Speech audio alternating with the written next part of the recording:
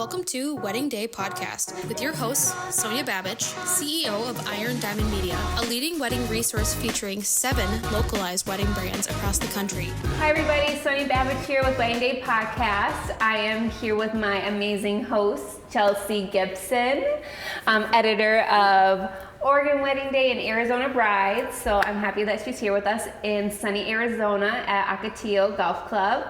But with us today is our friend Chris Garcia with GME Event Group. We are so happy that you're here. And first off, you have been literally a cheerleader since day one of relaunching Arizona Bride. Like, you were playing at our little pop-up party for everybody to come meet me.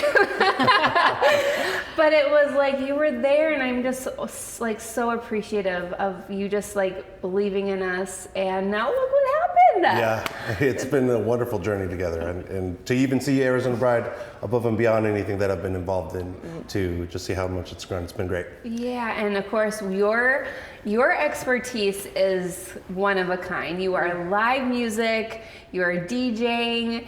It is real, and you're so good. Thank you. So good, so good. And I know you've been doing this since 2018, like being a part of the wedding industry, but your business has been booming the last 4 years. But seriously, it's fun to see you grow too. Like, every time I see you, it's just this warm, big bear hug. I love when we are seeing people, when we follow up with people, they're like, oh, I've had to hire a team. Like, I've had to hire a team, because like growth, you know, which is amazing, which we love to see. Yeah. But of course, I want to dive into like, I don't even know where to begin, because you're so niche, you're so special, but also like you're kind of one-stop shop for the music section on a wedding day, from like probably ceremony to the last dance. Yeah. I think so. For people listening who don't know, he is actually a musician himself, so he will sing and you play guitar, right? And piano. And piano. Yeah. So he will actually like, do that and then be a DJ. Like, so one thing we were talking about prior to this starting today was just how you can have different feels to different parts of your day, and you don't feel like, oh, okay, well, if I have a DJ, then do I only get to play something from my phone for my ceremony? Sure. You know, it's like I can have the live music moment here. I can have something cool at cocktail hour, which I want to bring up in 1 sec, and then you can have the DJ. So I've been dying to say something to him. Okay. So I've been waiting until we started. But when you played our best of at Wrigley Mansion, I come from a music background, and it's something that I've actually never seen before. Remind me who the violinist was. Oh, Kimberly Weston. Oh. Yes. Yeah. This was the coolest moment. They were collaborating and playing. She's playing this classical take on like pop hits that you're DJing together. I think it was like almost Bridgerton vibes. Yeah, it was Bridgerton vibes, Yes. but it was just where classical meets today, and it was. I think I was with you. I loved it. She roamed around, and you guys know each other, so like you know what you vibe. It was a great music moment, I wanted to tell you. Kimberly and I have had the pleasure of building a really great rapport musically, and so, I know. I was like, are they off the cuff, or do they know the songs? It was a little bit of everything too, because a little improvisation, because I think that also keeps the energy a little bit more electric when you have that off the cuff moment, but then also being able to go to the more scripted things as well too. And I think there's a lot of similarities in what you were mentioning in like having the musical journey, or even just the flow journey of a wedding day specifically too, and using those different elements, because Kimberly and I will often collaborate like in the ceremony, and then we'll have it a little bit differently, more lively, still together for a cocktail hour, and then DJ and MC the reception have different. That's the part that's so fun. So you like see you jamming out, right? And you're singing. And when you get on the dance floor, you almost do a double take. Yeah, it's like, you're like, oh, he does it all. Yeah, you're like, is that the dude that was just rocking out during the cocktail hour, and now he's just, just jamming out with us? The cocktail hour thing too, that you did with the violinist, it's like it was so fun for a cocktail hour because it's like entertainment. Yeah. You know, I mean, it's like a show. You know, it's not just like you're not passive in the background. Like it was very interesting to watch, and I just want to say that. You know, everybody was dancing that night. Me and your Jubilee. We were celebrating. They danced till the and end. that's how we got them to plan the next year, and it was fantastic. They dance till the last song every year, and we're here for it. So when couples reach out to you, Yeah. how do you describe your experience on their wedding day? Like, because again, you have to educate them, explaining like what your role is. Sure. You know? I think that the good thing about me kind of being an active part of the entire place, and obviously any other DJ or entertainment company that's not doing exactly what I do, they're still active in their own way, but I am able to read the room from top to bottom and just kind of pick up on those nuances and see, are they, drinking a lot? Are they swearing? Are they kind of more reserved? Or, and just what songs are they vibing exactly. to? What are they tapping their toes to or bobbing their heads to? And just kind of see like. Cute, I love that. It's so cute. It's so cute. It's like, just see what is gonna work. If I do like a more subdued Michael Jackson song during cocktail hour and people are vibing, they'll probably want some more of that on the dance floor. And so it's really great to be able to just be kind of like you said, what Kimberly was in the middle of the crowd. Yeah, just act like you're not passive, you're active. Yeah. I'm going to say, or who knows, they really like Purple Rain. They must be from Minnesota. Right? Oh, you would be appalled. At my wedding reception, they played every single Michael Jackson song together. All at once? Like 8 in a row.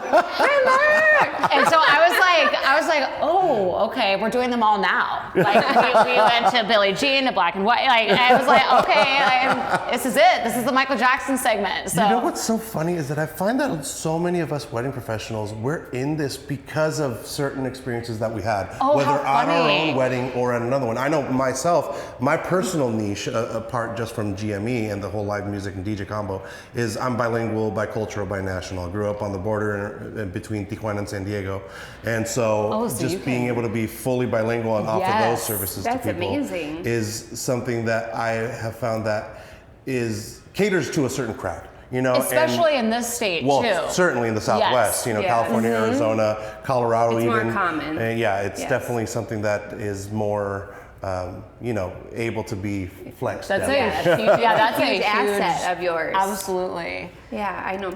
Bring my uncle, he did that too in his profession, and it was a key thing for his, profession. But so, can you kind of tell when a couple comes and they're like, I want more live music versus DJ?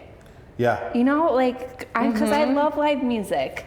So I think I'm going to sell you a little bit on the DJ because people get dancing more. I think that's one of the initial questions. There are a few things where it's like, are we doing buffet or are we doing plated? It's like, are we doing DJ or live music? Yeah. And it's not an either or with you. And which you is MC, great. Don't you? Yeah, absolutely. I'm on the mic and kind of controlling. Which we have to, we were talking about this because we have to talk about it in depth because without the good master of ceremonies, it's like not alive, it's dead. No. It can really die at certain points. And MC definitely helps the communication. Absolutely, and that flow is so important. And it's more than just arguably the most important, I think. It's also a collaboration of all of us vendors too, right? Obviously I'm on the mic, but if something can be communicated without blaring something over the microphone and just to be more thoughtful and no flicker of the lights. Right, yeah.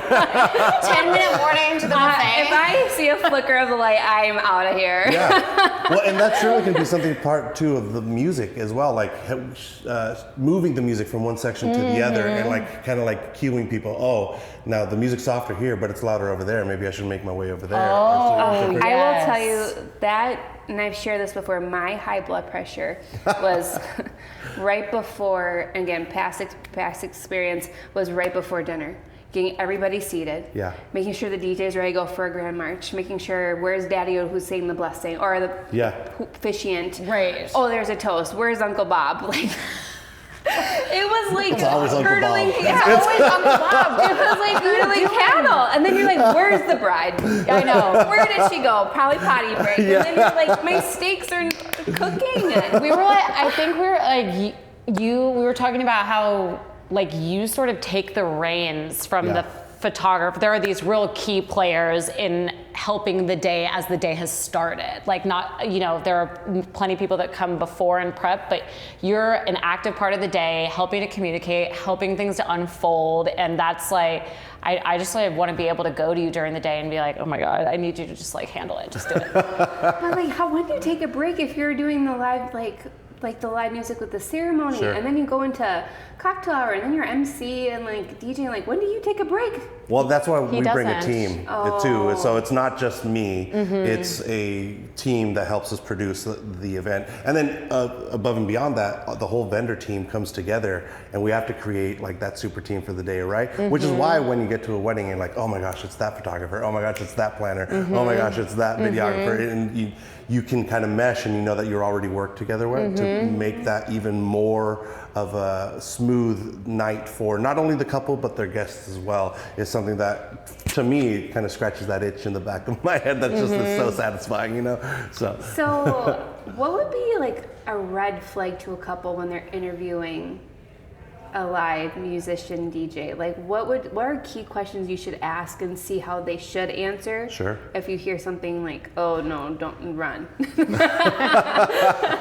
I think if especially the person that's going to be on the microphone for your evening, if they aren't interested in your story and what makes your wedding day unique from every other wedding day, because there's going to be those things that we want to maximize and also bring in like your unique traits of your relationship and your journey to this wedding day. How can we highlight that and make that something that is felt throughout the day? And I always tell my couples, I want this to be a walk down memory lane, because I want every moment or every song to be like, do you remember that trip to Cabo? Do you remember, you know, that concert that we went to or whatnot?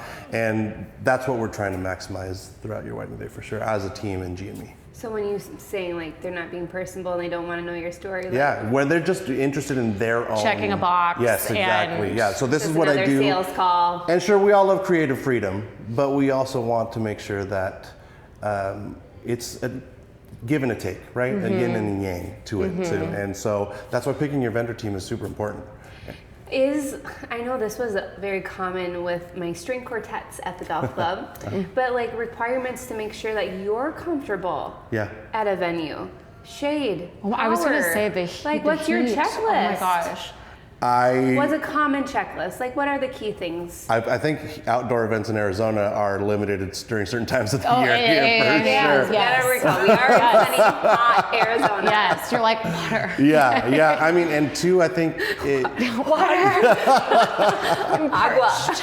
it's in my contract that I want to eat the same thing that the guests are eating too. You know? So having that level of comfortability is important to be able to execute well. I think, as well. So if you have an engaged couple, it's like, we're not going to feed you. Strike that from your contract. Are you like, strike that we're working together? I think so. Yeah, honestly. Like, it's common for all wedding pros that are working your wedding day to feed them. Yeah, 100%. They need to be fed if you want them to keep smiling. But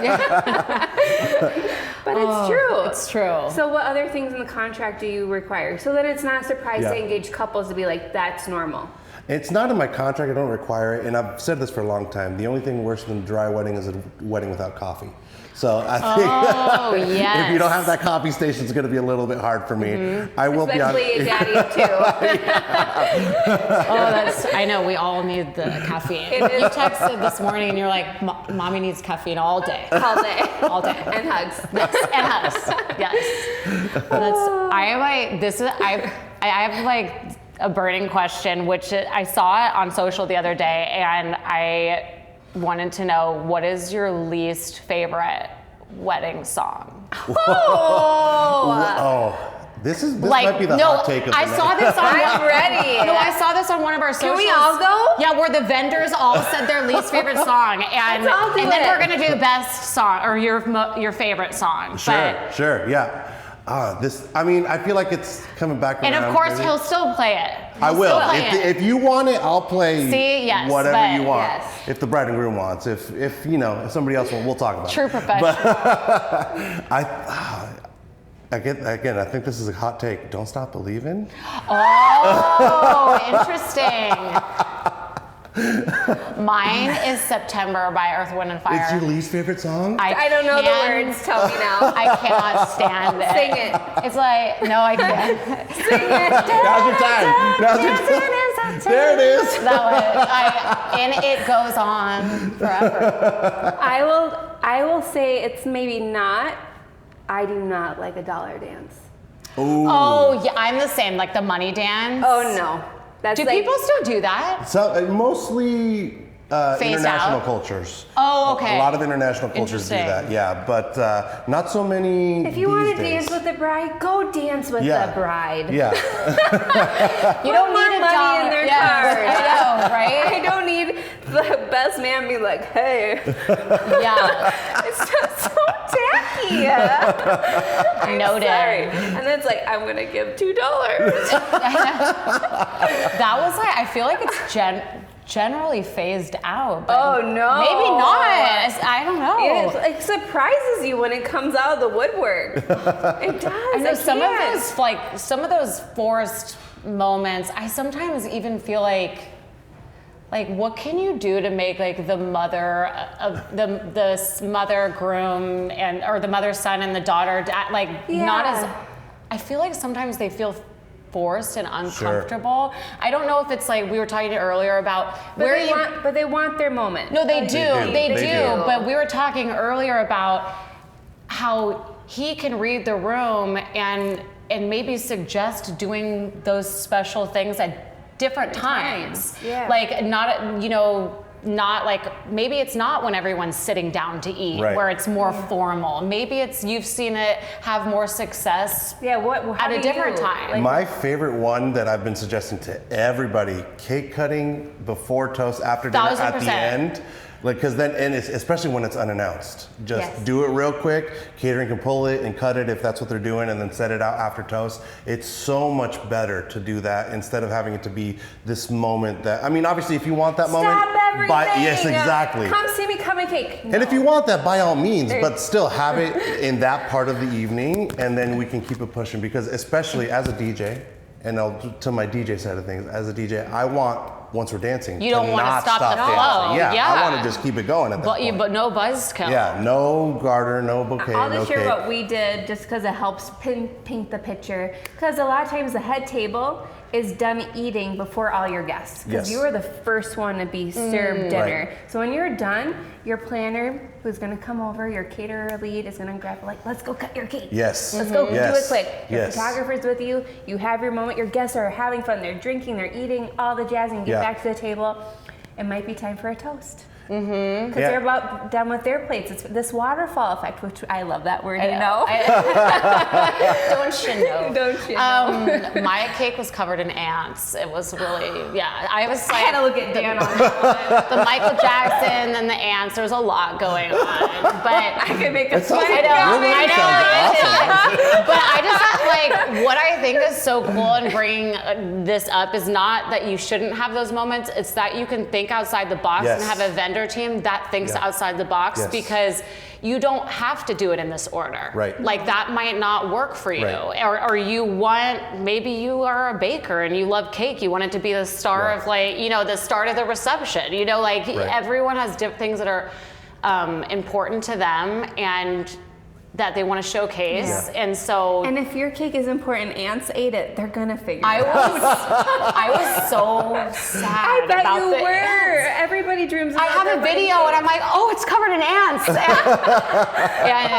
So I'll share what we did, but because again, it can get really long if you do a father-daughter dance, mother-daughter dance, then you can there's a lot can drag maybe you should it sell on. your itinerary, your run of show. I just share ideas. We actually did it in one song. I started with my daddy-o, and then we got mom, and it was one song. I love that. I love that. And it just kept it with one song because it's not like, okay, now the mom's turn. Because I'm sure you, from all of your experience, you know what keeps things going Yes. and what what's bottlenecks. your favorite? Like, what's your favorite when it comes to dance? Do you like doing those special dances before dinner? I've heard that. Or do you like it after? I like it after toast, right before dancing, because then it starts to point the attention to the dance floor, right? And that he's And like gets wants there. to keep the But party also going. keep those short. Keep those dances short. Like one verse, one chorus, you're out. Yes. Yeah. But if you do, I like what you were saying about having it at the same time, and even having Yeah, both that's bride really and groom. cute. I like that. So bride with mom, and then just switching real quick. Yeah, that's a really nice touch there. But what also is in now for music is like the blending of the songs. Yes.